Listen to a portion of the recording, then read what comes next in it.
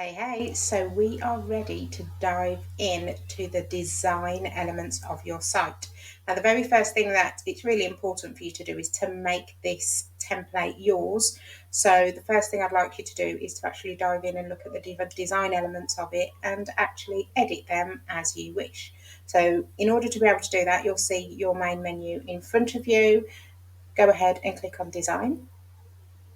And the first thing we're going to look at is site styles. And within your site styles, we are going to be looking at fonts, colours, and buttons mainly for you. The rest of the stuff you can look at if you feel confident enough to do so. But we will start with our fonts. So obviously, you're going to go and select fonts. And you will notice that Squarespace actually has a plethora of font packs in here. The font pack that has been chosen for this template is Fino. So in order to change your font pack, you will need to click Switch. And within Switch, within this, you will see that the font packs are actually categorized within sans serif. And sans serif means it doesn't have a step, doesn't have this little funny little step on the end of all of the letters. So it means that the letters are all just kind of smooth. All of the font pairings there will be sans serif fonts. You'll have your serif fonts, which means all of the font pairings within there will have some kind of step on them or a serif.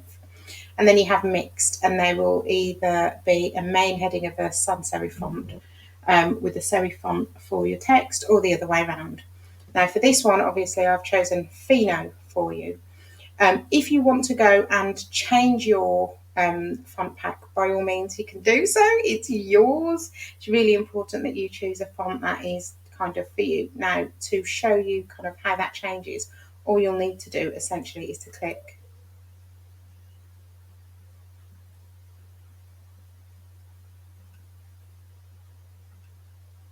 and it should change your font for you. There you go, and as you will see, I have chosen Omnius Pro and all of the headings have changed to that, and then all of the subheadings have also been changed. Now, in order to change that back, or to choose a different one, you will just need to go and change it back to Fino. And there you go, Fino has been changed back. Now, essentially, just to kind of go through and play with it, if I'm perfectly honest with you, this video is for now only going to show you how to change to the default fonts that are within the back of Squarespace. I've done a bonus video for you that shows you how to add your own font if you've purchased one. And yeah, that will be in your task list. You'll be able to see it there. But for now, this is just how to change your font. So you will then need to go back to Site Styles. And then the next thing we are going to do is to edit your colour palette. In order to do that, you will need to go to Colours. Now, what I would always advise that you do is to go into Edit Palette. But you will have seen in the previous step that I asked you to actually put all of your colours in one space. Now, the reason I asked you to do that brand board is it actually makes it easier to determine what your colours are, but also to get the codes that you need. Now, within Squarespace, the recommendation, and actually Branding 101, is to have a white or very, very light colour, a black or very, very dark colour, as close to black as possible. You will then need a lighter colour, a darker colour, and a contrast. That's the bare minimum that you would have in your brand colours. And actually, Squarespace follows that, that process. And essentially, you would just go into each colour. So you'd go light. This would be seen as a light as well. This would be seen as one of the darks, and these are the very darks as well. So essentially you just go in and you would change the hex codes here as per your branding colours.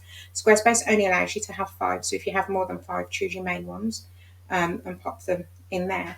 Alternatively, you can just choose any of their colour palettes here. You know, they've got some okay ones in. You can choose them from an image and then you can just actually click them from there. Or you can actually choose any of these kind of things that Squarespace have put together for you. But I would always have something that is bespoke and something that is more you. Obviously, being somebody who is a brand designer, I would always advocate that. So that's your colours done. Now, when you have selected your colours, Squarespace will assign your colours as themes, and that's why they want light, bright and dark. So your two lightest colours, you'll have two versions of those. Your bright colours, you'll have two versions of those, and one will be like inverted, so your bright colour will have an inverted white version as well. Then you'll have your dark colour, and then you'll have your darkest colour as well, and there'll be themes within each of those. Now when you go into those themes, you will be able to see that actually you can edit all of the elements that are within your site accordingly for that theme. So for instance, on this page here, we actually have light 1. Now in light 1, if I wanted the section background to be a different colour in light 1, I can actually go into it and I can change the section background colour. That will do that site-wide, okay? And what you can actually do is, if for instance you've got a theme and you're not quite happy with how the buttons look or how the headings look, you can just click on an element and it will actually bring it up here. And as you can see, we've got the large heading in as that colour. I can change it. I can change it to yellow. I won't be able to see it. I can change it to white. I'll change it back to black. But you can do that, and that will do that site-wide for that theme. So I would actually go in and play and see whether you're happy with it, see whether it's actually visible to your user, and that's the way that I would look at changing your site themes. So the next stage is your buttons. Now, the buttons in your site in this theme are most likely have some kind of coding in the background, and especially for this one, for the matriarch, you can see here that there is an image behind it. So when you are going into buttons, you will find that there are 3 sizes of buttons in there: primary, secondary, tertiary. Now what you can actually do is you can change the size of the text that's in there. You can change the shape of the buttons as well. You can actually have a custom shape in there. We call it custom corners, but you can actually, by determining the corners, have a custom shape within there as well. And when you've changed these, you can actually have that changed to all button types. All of the button types within this specific template are all pretty much the same. But actually, as you will see, the background here is an image. You can actually change how big the outline is. I've got it set at 2 pixels here. You can bring it right the way up. And you can also change kind of the padding and the alignment as well. Let's change that back to normal. Here we go. And essentially that's how to do your main site styles, and those are the ones that are actually built into Squarespace. Once you've done all of that, you will need to save, because it adds it to the live version of the site. So once you've saved that and you've clicked done, you will then be taken back to the menu that you were in previously, which is design. So now, whilst we're still in design, the next thing that I want you to do is to actually change your favicon. Now your favicon is the little tiny image that is in the tab that's on your browser that is next to the site's page title. It's really important that you have something bespoke there. Now what you can see is that the matriarch will already have one in there. Most of my templates, in fact, if not all of them, I will have given you a favicon. I will also give you the sizings for your favicon as well as a Canva template, and I would recommend that you actually create a favicon that is bespoke for your site. It looks much more professional. It means that your site is finished, and essentially all you'll need to do here, I can remove that one, but essentially it will say download there. You can upload a file, you can select one from your library if it's already in there, upload it. It needs to be really small. It needs to be less than 0.1 megabyte to be able to add it in, and so Squarespace will tell you if it's too big. If it is too big, if your favicon is too large, you can use some software called TinyPNG, which will actually make your favicon size smaller. It will make the file size smaller, and it will shrink it down so it's big enough to actually add into Squarespace. Once you've done that, hit save, which will be there, and then go back to design. Now the next thing I want you to look at is your social sharing page.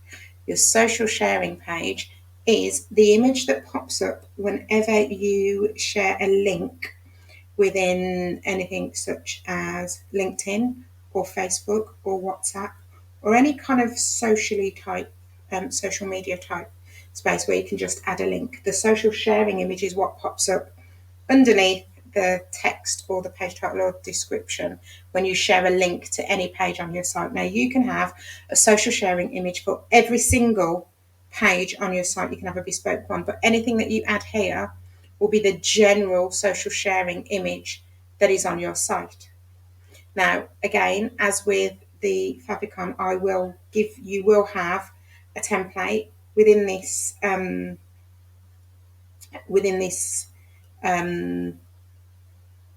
within your Asana that will actually give you the right sizes for your social sharing image, because it does need to be a bespoke size to make sure that it's actually seen and looks really decent and beautiful. So I will give you the Canva template for that. It should already be in your Asana, so just click on it. Use it as you would any other Canva template as well. And then once you've done that, save it. You can do that in individual pages as well. And when we get to editing the pages of your site, I'll show you how to do that. Just use the same template. They should all be the same size. And in essence, that's everything to do with changing the main design elements of your Squarespace site. As discussed, if you do have any questions, just drop me a DM or email at info@reginamartindigital.com. We'll always get back to you. I aim to get back to people within 24 to 48 hours. So do drop me a question if you do need to.